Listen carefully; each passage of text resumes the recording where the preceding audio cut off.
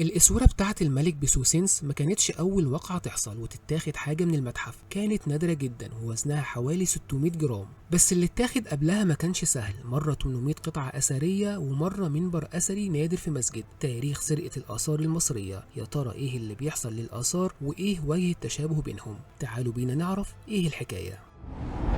الفترة الأخيرة الدنيا مقلوبة في المتحف المصري بعد سرقة أسورة ذهب نادرة جدا تخص ملك من ملوك الأسرة ال21، الملك بسوسنس الأول. اختفت من قلب المتحف المصري في التحرير، والموضوع مش بسيط خالص. المرة دي احنا بنتكلم عن أسورة وزنها حوالي 600 جرام ذهب، ومش قطعة عادية، دي قطعة تاريخ. الناس كلها بقت تسأل إزاي، إمتى، ومين، وفين. الموضوع عمل دوشة كبيرة جدا في الأوساط الثقافية والمهتمين بالآثار، وده طبيعي جدا لأننا مش بنتكلم عن حاجة بسيطة. دي واحدة من أندر المقتنيات اللي مفروض تكون في أأمن مكان في مصر. بس خليني أقول لك حاجة، دي مش أول مرة قطعة أثرية تختفي. وتعالى كده بسرعة أخدك في جولة سريعة في أرشيف السرقات الأثرية اللي حصلت، وهتشوف إن اللي بيحصل ده مش جديد. نرجع لسنة 2010 لما حصلت واحدة من أشهر السرقات، وهي سرقة لوحة زهرة الخشخاش. اتسرقت من متحف محمد محمود خليل. اللوحة دي بتقدر بحوالي 55 مليون دولار، واللي تم اكتشافه بعد كده إن في موظف في المتحف كان متورط في الموضوع،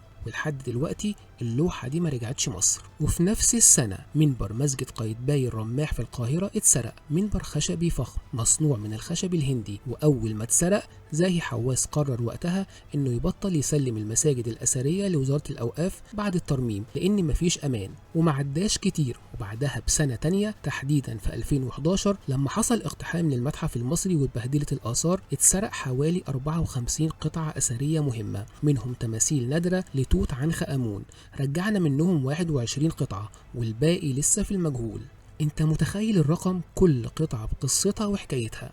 أما بقى في 2012 حصلت سرقة تانية في مسجد الرفاعي، سرقوا مشكاوات وحليات من قبر الملك فاروق، والصدمة إن محدش أخد باله غير لما القطع بدأت تظهر في مزادات عالمية. وفي 2013 وزارة الآثار رصدت أكتر من 800 قطعة أثرية مصرية معروضة للبيع على موقع اي باي، شغل فرعوني وعملات وكل حاجة. ولما مصر طلبت ترجعهم، اي باي ردت وقالت ادفعوا ثمنهم، يعني نشتري آثارنا تاني. ندخل بقى على سنة 2014 اللي حصل فيها واقعة تانية بعد اللي حصل قدام متحف الفن الإسلامي، اللي استغلوا البعض وسرقوا 7 قطع نادرة وتحول موظفين للمحاكمة. وفي 2015 تمثال ضخم كان عمره 4000 سنة اتباع في لندن ب 15.76 مليون جنيه استرليني، وتصرفوا في الفلوس علشان يوسعوا متحف هناك. يعني آثارنا بتمول متاحف غيرنا. وفي 2016 ظهرت بقى قصة غريبة جدا ومحدش كان يتوقع البجاحة دي، لما موقع إلكتروني مصري كشف إن في ناس بتبيع أحجار من الأهرامات كتذكارات بسعر من 300 ل 900 يورو للقطعة، والداخلية وقتها لحقت الموقف وقبضت على كل اللي كانوا متورطين في الموضوع. كل ده بيقول إن تراثنا بيتباع حتة حتة، وكل مرة بنصحى على خبر وكأننا ما بنتعلمش من اللي حصل قبل كده. الأسورة الملكية اللي اختفت دلوقتي ممكن تبقى بداية لأزمة أكبر لو الموضوع ما اتلحقش. التاريخ مش مجرد كتب أو تماثيل محطوطة ورا إزاز،